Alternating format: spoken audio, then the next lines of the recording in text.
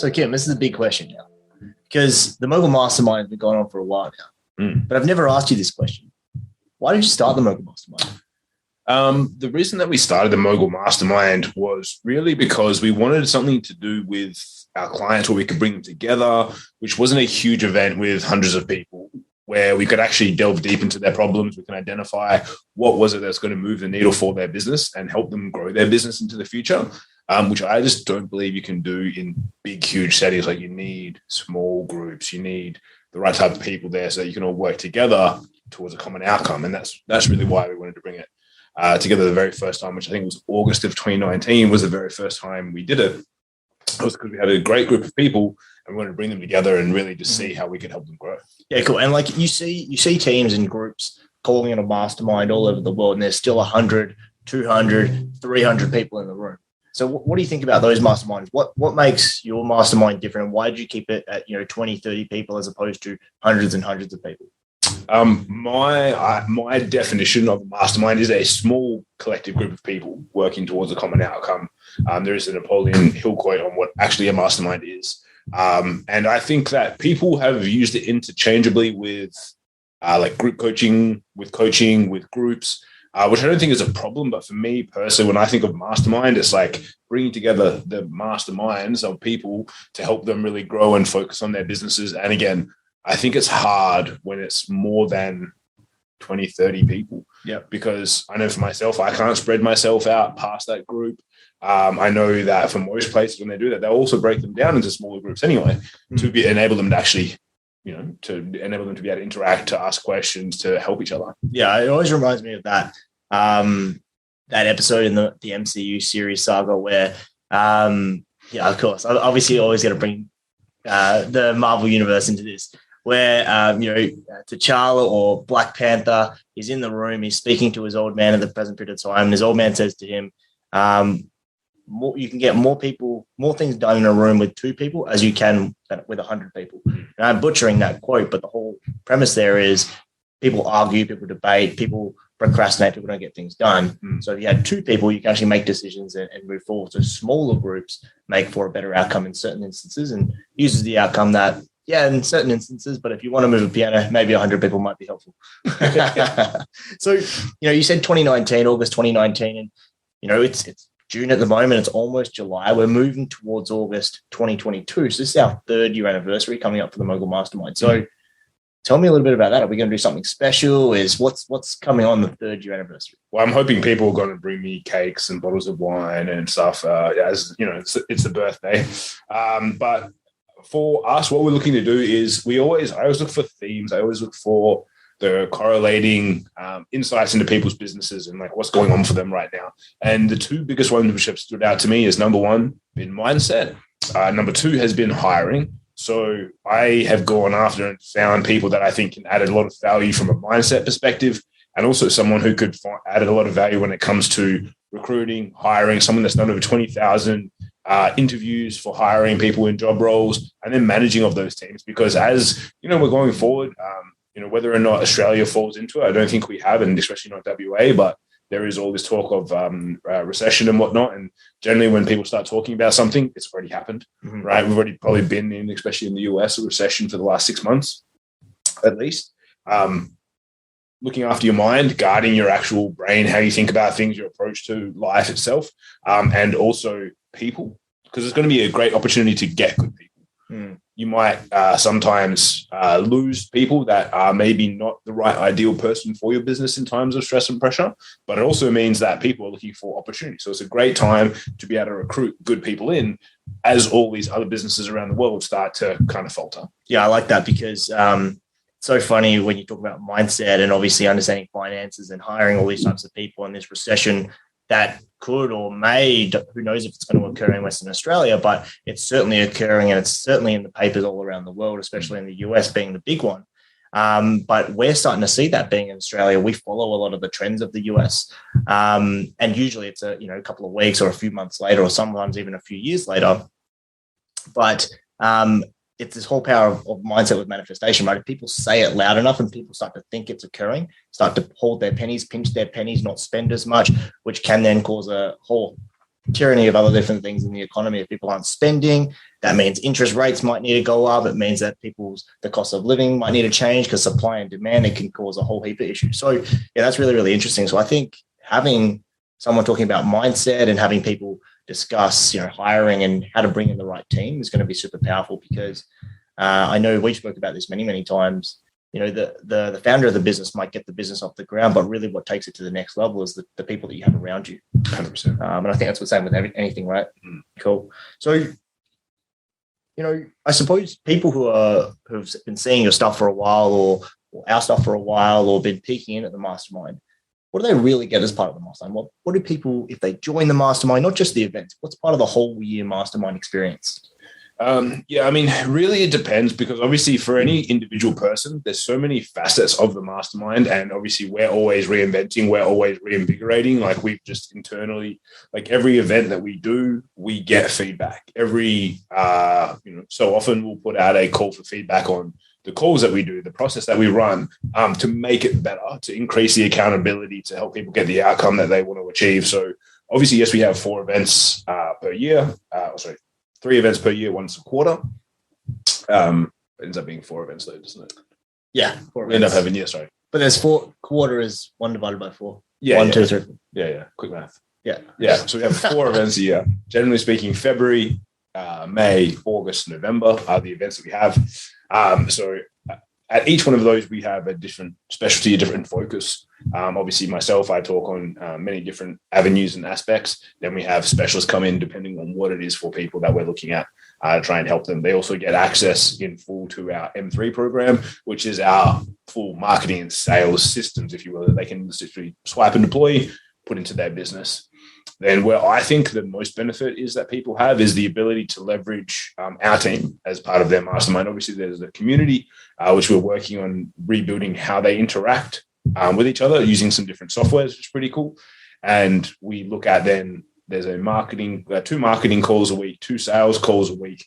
There's a monthly mastermind call with myself, and then there's fortnightly one-on-one calls with myself. That's crazy. So there's a whole heap of resources for people to be able to talk about their business, to be able to look at it. And we're looking at building more tools at the moment for people to be able to identify where they're at, what they're stuck on, and then what are the best resources for them to help them achieve that. So as I said, we're always looking to make it bigger and better and stronger for people, tie in different aspects for them so that they have everything they need for their business. But they're the big pillars that we have, which is obviously education that they can literally take, swipe and deploy. Then we have the coaching and accountability, which are the calls. And then we have the community, the mastermind, the interactivity, whether it be at events or online as well. Cool. Awesome. The 3-pronged milk stool.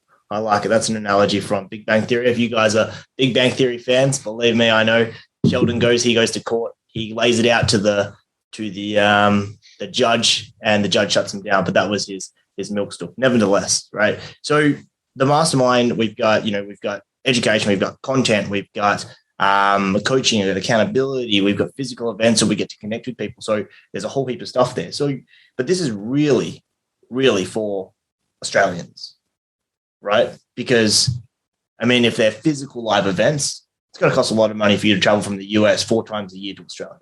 So, if you're dedicated, it makes happen. Yeah. And of course, I know we digitally stream it as well, but do you ever see the mastermind going international? Like Kim in Paris, right? Yes. Look, we've done many events in the past overseas. Whether or not they would be a exact replica and duplicate of what we do, i.e. 4 events here, 4 events overseas, or specialty events overseas, I'm not 100% sure on. But if you're a person from the US watching this and you can twist my arm, then I'm open to it. Cool. Look, I like it. The US is a good place, but maybe we can do a collab with Emily in Paris. That'd be good. Yeah. Look, yes, definitely. I'm down for that for sure. 100%. What does the future hold for the mastermind? I think the future is making it more foolproof is our goal with it, which is, and I'm not saying that people that go through it need it to be foolproof, but by adding on other avenues, because when it did start, and a lot of people that come through now go, well, you guys talk a lot about marketing and sales. It was probably predominantly marketing and sales when we first commenced it. And then obviously we brought in different aspects of business, different aspects of our business knowledge that we've shared as well. to help people. So really just rounding it out to help people across all areas of business is what we're looking to do, so that, if someone wants to come along, they really do have all the resources that they need to be successful in their business. So that's always a big goal. And as I said, we take feedback very, very, very, very highly, and we highly regard it, so that we can help people get the most out of it and consistently tweak it, adjust it, make it better. Yeah, cool. You'll probably see less of me, because there's other smarter people than I to teach stuff, which was who I try and bring in. So sometimes people go, "Oh, how come that you don't speak for like days at the mastermind?" I'm like, well, if it's a topic that I'm good at speaking about, I'm happy to. But if there's someone that's better, I also want to learn from the best of the best. So I don't just bring in random people. I bring in people that I want to hear from, that I choose to get my advice from, my information from. So it's really me going, who is the best in the world at what they do, and how can I bring them in for our masterminders to benefit from? Yeah, it's really cool. I know back in business school, in my leadership class, my leadership professor at the time, he said, the person who can show the most amount of leadership and the most amount of courage are the leaders who can show to the world that they're not the best at everything. They're the best at one thing or the best at some things, but not everything. And so they've got the humility to bring in other people in other areas that are experts. And you have the courage and the strength as a leader to be able to show your team or show your staff or show whoever that you go, hey, look, I'm not the best in the world at this, but I'm going to bring someone in who is.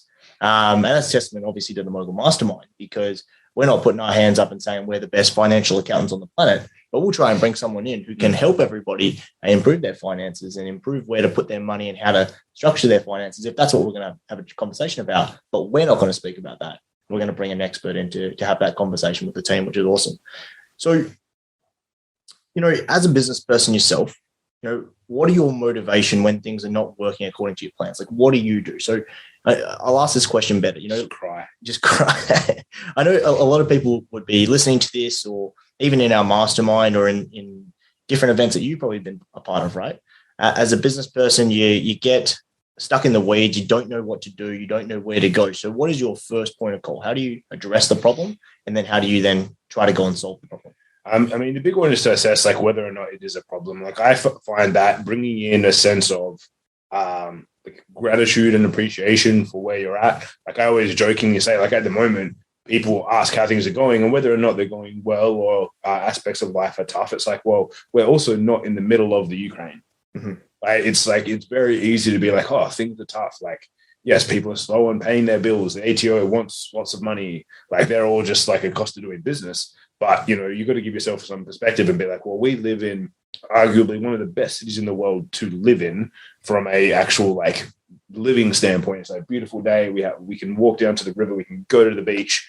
So like bringing that in first and being like, how big is the problem? Because most of the times, and there's a, like stoicism is very big amongst business owners, because it's like most anxiety is brought on by future problems that we've encapsulated in our minds that haven't happened yet. Mm. So it's like most of the times, if you think about a problem you have in your business, it's probably not a problem you have right now, unless you are a brain surgeon, unless you are a rocket scientist, where you're like, cool, my rocket's taking off now and there's not enough fuel, or there's too much fuel and it's going to blow up when it launches. That's a big problem to worry about this immediate second. Yeah, exactly. Or I need to make this incision here whilst this top of this dude's head's cut off. Like, yes, that's a big problem to worry about. But otherwise, if you can actually remove yourself from the scenario and be like, okay, great, what's actually the problem, and share it with others. Like that's the biggest thing, is that never worry alone. Is one of my first mentors shared that with me.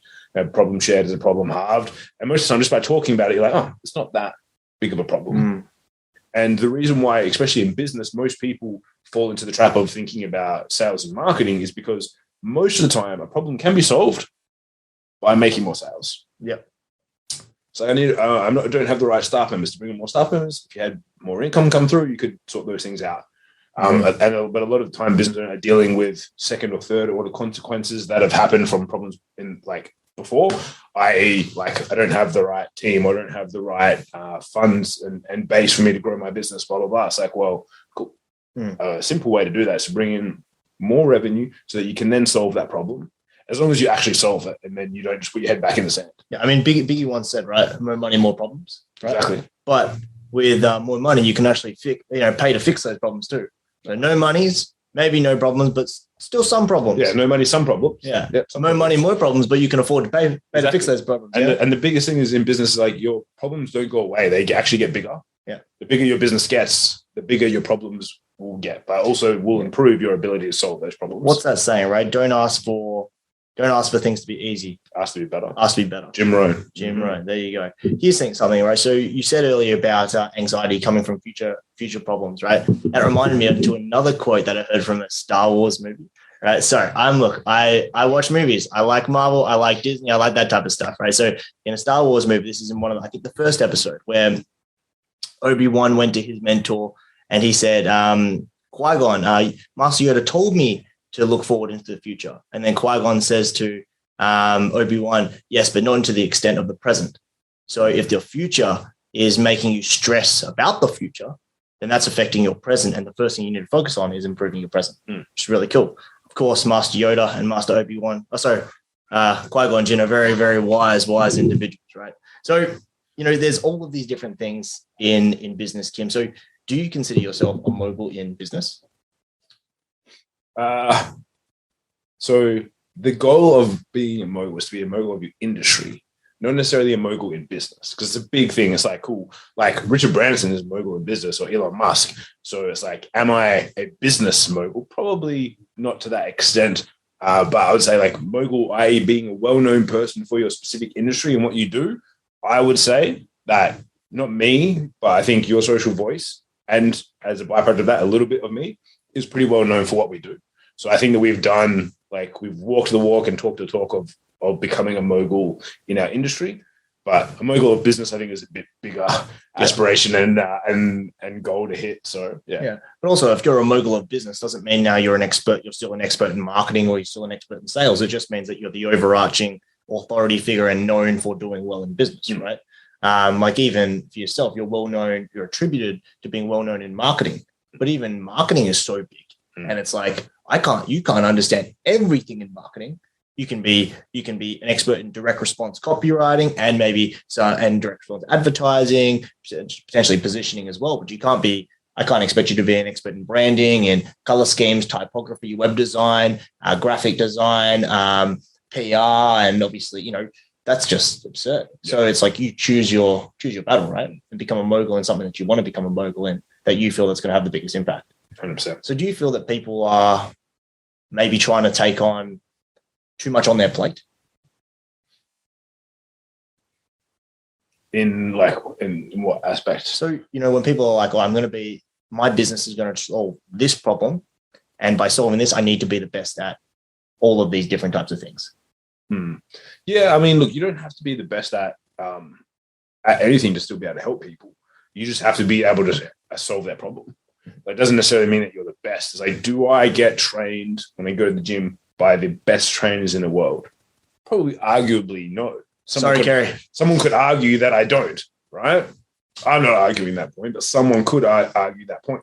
However, do they help me solve my problem?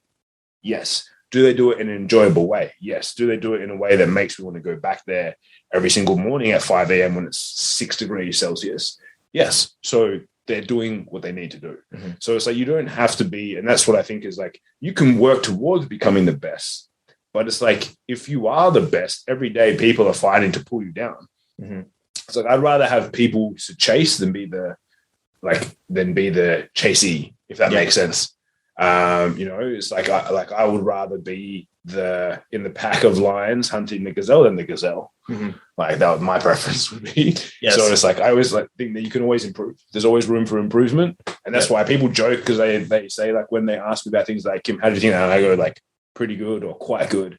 And they're like, how come it's not great or phenomenal? I was like, well, there's always room for improvement. Mm-hmm. Like there's always way for better. It's like I can have a great steak, and someone will be like, that's the best steak I've ever eaten. I'll be like, it's a pretty good steak, but it could be better. I don't know what better could be. Yeah, it could be better. Yeah, there's possibility there's always room for improvement. Yeah.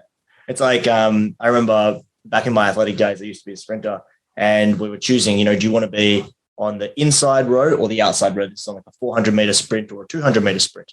And, if it's 100 meters, obviously is straight, but if it's 200 meters or 400 meters, you're typically going around a bend. Now, the question is, do you want to be a chasee or a chaser? Do you perform better under pressure knowing that people are chasing you? Or do you perform better under the challenge that you need to get to the other person? So that could, if you had the choice of choosing the inside lane versus the outside lane, that would give you the benefit of selecting, cool, I want to be the chasee because I want to be chased, or I want to be the chaser. Wait, the opposite way around. Yeah. But you get the analogy, right? So it's really good. And even to understand in business, do you thrive on challenge? I want to strive to be that person, so chasing someone else, or do you strive from being at the top, and then maybe you need to just kind of slowly, incrementally go from a group that you can dominate then to an next group that you can slowly dominate, as opposed to being the dumbest in the room, so to say. Yeah, 100%. So, if you were a follower of YSV and the mastermind and you were kind of unsure about joining, what would you say to them? Join. Yeah. Visa or MasterCard. No, but I think with anything, obviously there's and I always jokingly say it, but it's also serious. It's we have a no douchebag policy, which is if I wouldn't sit with you, and I know Google has this test and many other businesses, but it's if I couldn't sit and they do this for employees as well as clients. So if I couldn't sit and have a beer with you, it's you probably shouldn't be a client of mine. If that wouldn't be enjoyable, we got stuck at the airport. I'm about to fly to the Gold Coast. In between my airport flight, if I couldn't sit and have a beer with you at the airport, one, probably shouldn't work with you. Number two, it wouldn't be good for you to be a client of mine. So I always think it's find a way to dip the toe in the water. Come to an event. Come, listen to my podcast. Again, if you don't like my voice, you're probably not going to want to listen to the 65 hours of content that we have. It's, find a way to dip your toe in the water. Come to one event, see what it's like.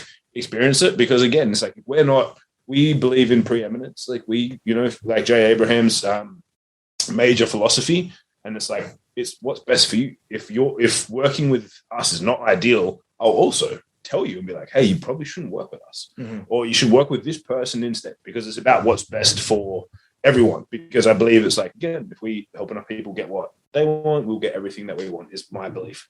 It's a great Zig Ziglar quote. So I think that you need to dip your toe in. And it's I'm not going to, everyone, unless you already love us, if you love us, then cool. So, definitely join us for a year and come hang out. But if you're not sure, dip your toe in the water and see what it's like. Yeah, awesome. I love that quote, right? So what Kim just mentioned there, in the sense that if we were stuck at an airport, can we go sit at a beer and have a beer and it's all good? And the emphasis there was on a beer, one, right? Because Kim has had one beer with me and then a many beers with me, or wines in our case. And yes, I probably already had one, but yes, Kim gets very sick of me very quickly after 3 Drink Ken comes out, right? Another homage to my Brooklyn Nine-Nine brothers, right? That's 3 Drink Amy, 3 Drink Ken. So I suppose this is going to be my one of my last questions. I got 2 questions left, right? So one question, right? So what is your biggest advice for any young entrepreneur? And let's say young entrepreneurs, because they're starting out younger and younger these days in different types of spaces. So let's break these up into 2 questions, right? Number 1, young entrepreneurs doing a typical business route that could be either in the digital space or brick and mortar. And then my second question would be, in the new emerging Web3 crypto NFT space, if you want to touch on that, how do you think that's going to affect young entrepreneurs, and what can that do for the young entrepreneur market now? I think both of them would have a similar answer. So I'll start with the second question first. So Web3, NFT businesses and whatnot, it's still about who you know and the networks that you have. I've seen time and time again, the relationships that you can build will be what will pay off in the long run, especially because if you're in one of those spaces, you probably are not going to be a coder, marketer, contract writer, designer, artist. Most likely, you're not going to tick all those boxes. So you need to build relationships in those key areas. And again, be good at what your original focus is. And then the rest of them, you'll be able to find great people, because there's plenty of great people around in that space. Then your first question in relation to new people coming in that are in traditional business or digital businesses as well is, again, find people that are doing what you want to do and get help from them. Because again, it's we all, and I know I'm regularly guilty of it, is that you think that you can solve every problem and you go about trying to solve every problem by yourself. It's a fast way to get gray hairs, and you probably can't see I just had my beard dyed to get rid of all the grays. Ken's actually got a full grey beard, but he just shaves it really, really closely every single day. But it's a fast way to stress yourself out. It's like find people that have done what you want to do and get help from them. And, I'm not saying that you necessarily have to go and give people money, join masterminds, do their programs, but if it's good for you, check it out. But like listen to podcasts, listen to YouTube videos. Like everyone's always like, oh, how can I do this? I'm like, have you gone on YouTube? Like, have you gone and looked it up and applied it? Have you gone on YouTube? Have you gone on Google? Have you looked it up? Probably not. Or read the book about it. Like, if you had, then you probably have part of the solution to your answers. Yeah, cool. And like, I know I'm not a trader. I always say to people, I wish before I got into any university career or anything else I did some sort of trade so that my old man, he was around, but he wasn't around. Right. He was on the other side of the country, called me up every single day. He was present in my life, but he didn't actually show me how to use the tools, which sucked. And so when I'm putting things on the house, I have to watch YouTube videos, but there is a resource for me to how to put things up, how to, if I want to do something in my garden or do something around the house, there's a resource there available for me. So I think today in this environment, there is so much opportunity for free information. You don't always have to pay to play, but if you want a streamline service or a streamline outcome, it's easy to pay to play. Right? Like I know I could call someone up, show me exactly how to do it for my specific wall and how to measure it for my specific wall, or I can watch 10 YouTube videos. It's going to take me a few hours, but then I've got it and I know how to do it. But if I paid for someone, if I'm prepared to pay to play, I'm going to get that service, that experience faster. And so it's up to you what you kind of value more. Is it time or money? I know for me, some things I value time more, other things I value money for. For example, planting a tree in my garden, I value money more for that because it takes me 2 seconds and I've got the skill. But for like business, I want the fast track approach. I want a guide. I want a mentor. I want the service experience for me to be able to get there in the fastest way possible. So I'm prepared to pay to play because there's only one thing that you can't get back in this life, and that's time. You can get money. You can do all the experience. You can get all that back, but you can't get his time. So let's go get time. So my last question, if people want to find more about the Mogul Mastermind, where should they find out? How do they get in touch with us? Well, obviously, like watch all the things on our socials, etc. Like we've always got a ton of content there, but www.mogulmastermind.com.au has, generally speaking, all the upcoming events, depending on when you're watching this. Obviously, now we're doing this just before our August event, but there's every event that comes up is updated on there. And you can watch a few of the videos. You can see some of the results our clients have got. You can see some of the types of people that come along. We've got a collage of like every speaker that we've had on there as well. So you can see the caliber of speakers and people that we have come sharing their information. So that's probably the best spot to go. Yeah, cool, man. Look, I'm just going to circle back. I know I said that was the last question. I do have 2 more really important questions to ask you. I know you're shaking your head. These are really 2 important questions. Look, if I met you at a party and we're having a drink, I bumped you and I said, my questions. I know. And I asked you, Kim, what is it exactly that you do? What would you say? Most of the time I'd say I'm homeless and live down by the river, just because I'm an introvert. I don't like talking to people. But I generally would say is like we help businesses grow. Yeah, that's pretty much it. And then hopefully they'll be like, oh, how do you do that? Or they just go on at parties and things like that. Again, Jay Abraham, one of the best things I ever read from him. And the reason why I asked that question is because they always said that the most interested person generally is going to be the most interesting. Like at a party, do you remember the person who came and spoke all the things about what it is that they do? Or do you remember the person that was super curious about you and spent 45 minutes with you? That's generally who I am at a party. It's like I don't go and meet every single person.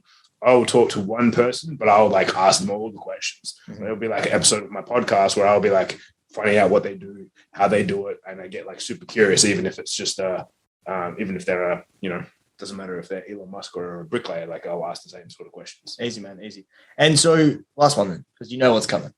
What is one question that I didn't ask that I should have?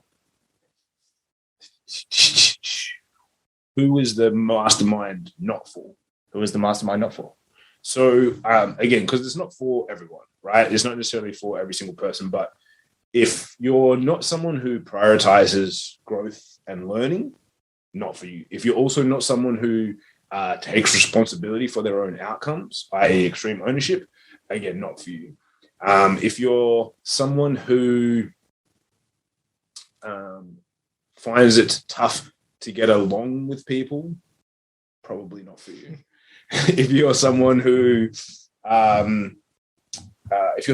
just wants to consume content, it's probably not for you. Like, there's many other things. I'm not saying that any of those people are bad people, but that's not the core of the whole Mogul Mastermind experience. So if you're someone that's in any of those categories, it's probably not going to be the most ideal thing. And we will probably tell you that and say, like, don't come, because it's not going to be right. So it's always good to know not only who things are right for, but also who it's wrong for as well. Awesome, man. I know, and that's a big, extensive list. So if anyone's listening to that and they're ticking them off and like, oh, I'm some of that, or I'm some of this, I might be this, I might be that, I'm not too sure if I get along with people, you can still head on over to www.mogulmastermind.com.au, book a call with myself or our team. And what we can do is just identify if it's going to be the right fit. You know, Kim jokingly said earlier, we have a no douchebag policy. But that doesn't necessarily mean you're a douchebag. It just means that we don't want douchebags in our mastermind. But more importantly, you know, we want to make sure that we direct you to the place that's going to give you the best support, the best kind of help, and it's going to help you get the success that you want in life and in business. So if that isn't with us and that's with someone else, and, you know, Kim and myself have a myriad of people that we can potentially put you in touch with, we're going to definitely do that, because we're in the business of, you know, not just getting rich, you know, quote unquote, but also out there to help people. So if we can help you become the person that you want to be, that's what we're going to be able to do. Cool. Thank you very much for listening to the Kim and Ken show. Until next time.